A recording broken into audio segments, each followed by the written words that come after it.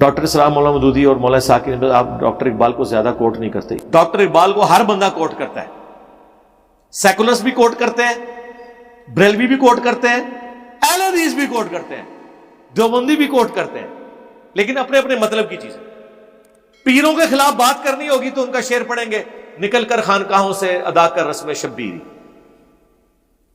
تو سارے وہ پیر ذبح کرنا شروع کر دیں گے. میلاد پہ تقریر کرنی ہوگی تو کی محمد سے وفا تو نے تو ہم تیرے ہیں، یہ جہاں چیز ہے کیا لوح و قلم تیرے ہیں.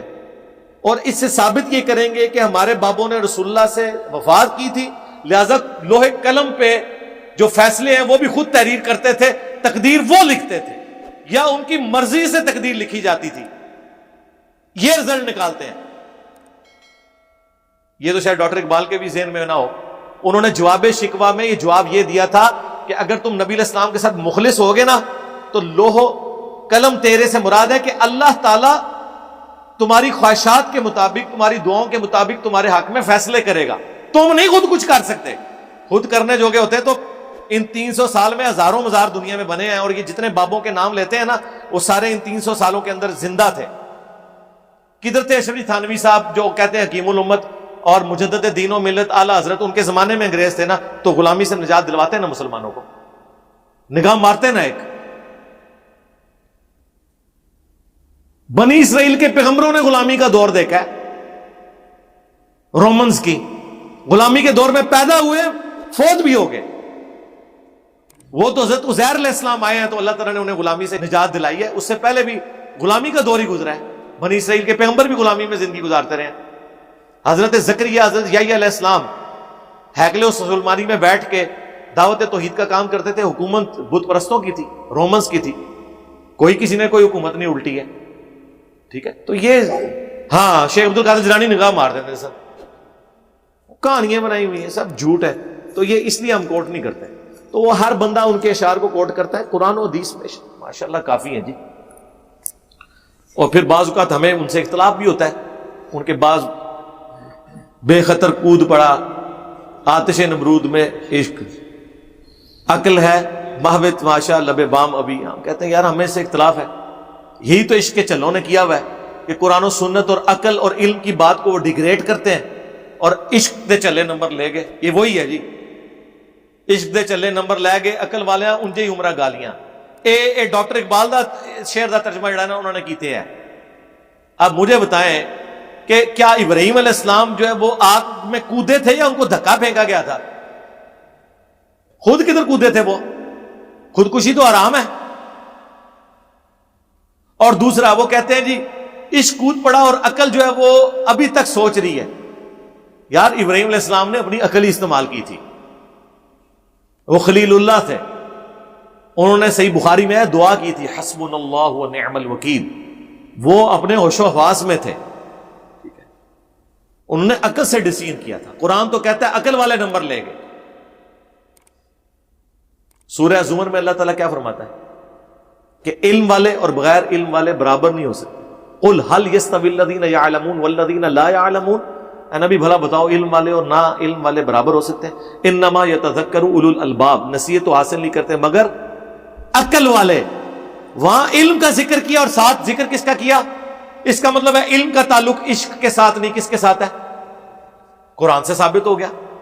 اب میں آپ کے شعر لے کے بیٹھا رہوں؟ علم کا تعلق عقل کے ساتھ ہے. اب علم کے فضائل میں جتنی باتیں قرآن و سنت میں ہے نا وہ عشق کے کیٹیگری میں نہیں آئیں گی، عقل کی کیٹیگری میں آئیں گی. قل رب زدنی علما. اے نبی عرض کرو اے اللہ میرے علم میں اضافہ کر دے. میرے عشق و سرور میں اضافہ کر دے نہیں ہے، علم میں اضافہ کر دے. علم کو اللہ تعالیٰ نے بنیاد رکھا ہے. انما یخشی اللہ من عبادہ العلماء. اللہ کی خشیت اور معرفت اہل علم کو ہے، اہل عشق کو نہیں. عشق، محبت، یہ ساری چیزیں علم کے ساتھ جڑی ہوئی ہیں. علم کے بغیر یہ ساری چیزیں فضول ہیں. جب تک آپ اپنی عقل استعمال نہیں کریں گے. آپ کہ جی میرا عشق تو کہتا ہے میں تو پیغمبروں کے بغیر اللہ تک پہنچنا چاہتا ہوں، میں پیغمبروں کا وسیلہ بھی نہیں ڈالنا چاہتا، میری توحید اتنی کامل ہے. تو ہم کہیں گے تیری توحید شیطانی توحید ہے. رحمانی توحید ہے پیغمبروں کا دامن کرم تھام کے اللہ تک پہنچنا، جو پیغمبر تعلیم کریں گے. لیکن وہ کہنے جی میرا عشق تو کہتا ہے کہ میں اللہ اور اپنے درمیان کسی پیغمبر کو بھی ماننے کے لیے تیار نہیں ہوں. تو عشق میں تو بڑا اچھا جملہ لگتا ہے. عشق میں یہ بھی بڑا اچھا جملہ لگتا ہے کہ نہ مجھے جنت کی لالچ ہے نہ جہنم کا خوف ہے، بلکہ میں اللہ کی محبت کی وجہ سے اس کی عبادت کرتا ہوں. تو سرکار اگر یہ چیز ہے تو قرآن میں یہ کہیں لکھی ہوئی ہوگی نا. ٹائم قیامت تک یہ آیت کڈو. ہاں اس کے الٹ آپ کو آیات قرآن میں دکھا دیتے ہیں. ربنا اصرف عنا عذاب جہنم ان عذابها کان غراما. اللہ نے کہا ہے میرے نیک بندے وہ ہیں کہ جو دعائیں مجھ سے کرتے ہیں، اے رب ہمارے ہم سے جہنم کا عذاب پھیر دے، یہ ہمارے گلے کا پھندا بن چکا ہے، ہر وقت لٹکتی تلوار ہے، اللہ ہمیں سے بچا لے. اور ہمارے پیغمبر سنن نبی داؤد میں حدیث ہے، دعا سکھا رہے ہیں اللہم اجرنی من النار. اور سورہ الف لام میم سجدہ میں اللہ نے فرمایا ہمارے نیک بندے خوف اور طمع کے ساتھ ہمیں پکارتے ہیں. خوف کس کا؟ اللہ کی ناراضگی کا، جہنم کا. اور طمع کس کا؟ اللہ کی رضامندی کا اور جنت کا. یہ جنت کی لالچ ہمیں کس نے دی؟ شیطان نے یا اللہ نے؟ تو اس کا مطلب ہے کہ اللہ تعالیٰ ہمیں غلط چیز کی لالچ دے رہا تھا.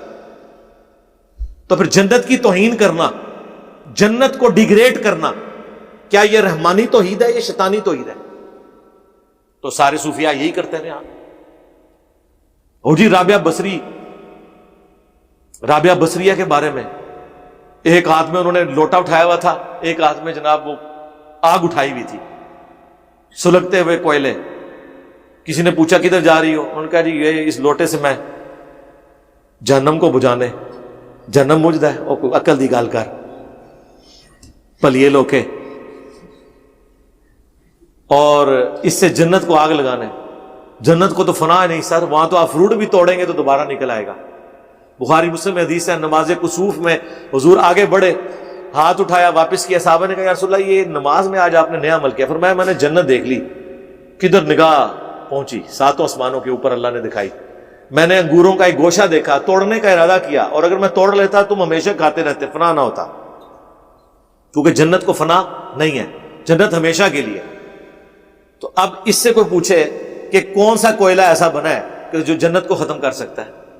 زمین و آسمان کی ساری مخلوقات، سارے فرشتے، سارے پیغمبر مل کے بھی، یہ بفرض محال میں کہہ رہا ہوں، جنت کو تباہ نہیں کر سکتے.